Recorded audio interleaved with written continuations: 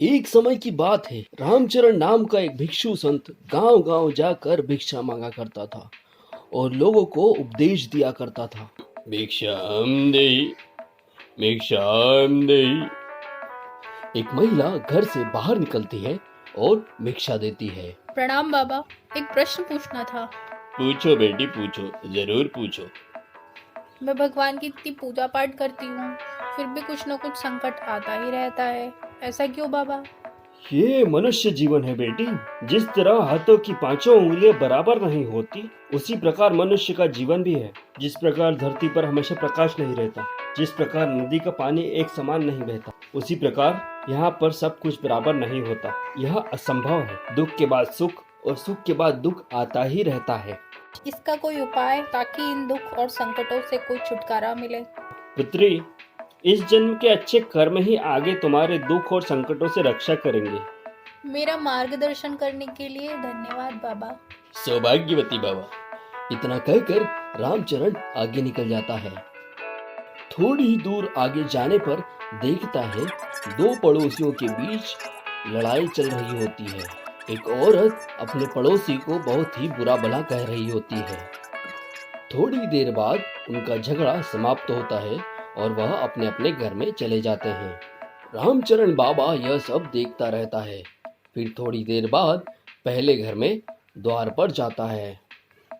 भिक्षाम देहि, भिक्षाम देहि। उस घर में से एक बुजुर्ग बाहर निकलते हैं और साथ में कुछ अनाज भी लाते हैं। तुम अपने पड़ोसी से यूं झगड़ा क्यों कर रहे थे? बाबा, हमारी इतनी उम्र हो गई है, आपको लगता होगा हम अपनी तरफ से कोई झगड़ा करते होंगे। तो फिर वो पड़ोस की महिला तुम पर इतना बुरा भला क्यों कह रही थी? बाबा, ये हमारा मकान है। यहाँ पर मैं और मेरी पत्नी रहते रहते कई वर्ष हो चुके हैं और मेरी पत्नी अपना मन बहलाने के लिए पड़ोस में ही जो स्त्री रहती है, उसकी एक बहू है, उससे वार्तालाप कर लिया करती है, जिससे उसका मन बहल जाता है। यही बात उस स्त्री को पसंद नहीं आती। उसको लगता है हम उसकी बहू को कुछ सिखा पढ़ा रहे हैं, जबकि हम लोगों के मन में ऐसा कोई विचार नहीं है। रामचरण बाबा बुजुर्ग की व्यथा सुनकर आगे बढ़ जाते हैं और उस स्त्री के द्वार पर जाकर खड़े हो जाते हैं। भिक्षाम देहि, भिक्षाम देहि। उस घर से वह स्त्री बाहर निकलती है और साथ में कुछ अनाज भी लाती है। प्रणाम बाबा, प्रणाम। सौभाग्यवती बाबा।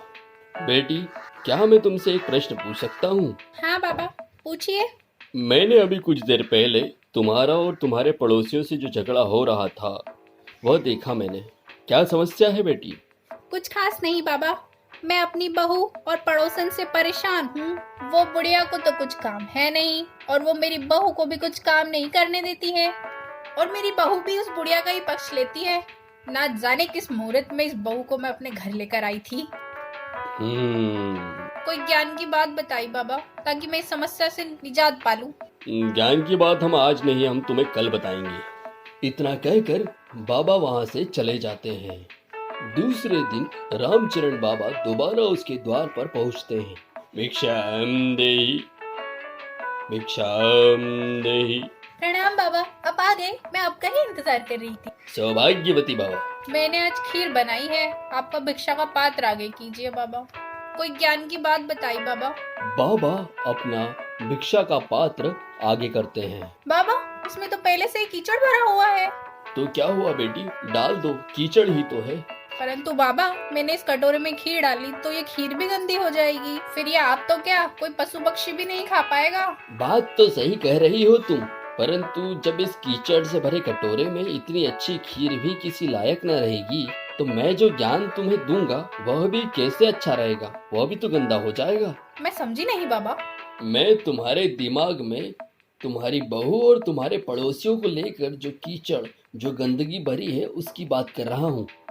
अपने दिमाग से पहले ये कीचड़ साफ करो, उसके बाद मैं क्या, कोई भी महात्मा तुम्हें ज्ञान देगा तो तुम उसका उपयोग कर पाओगी।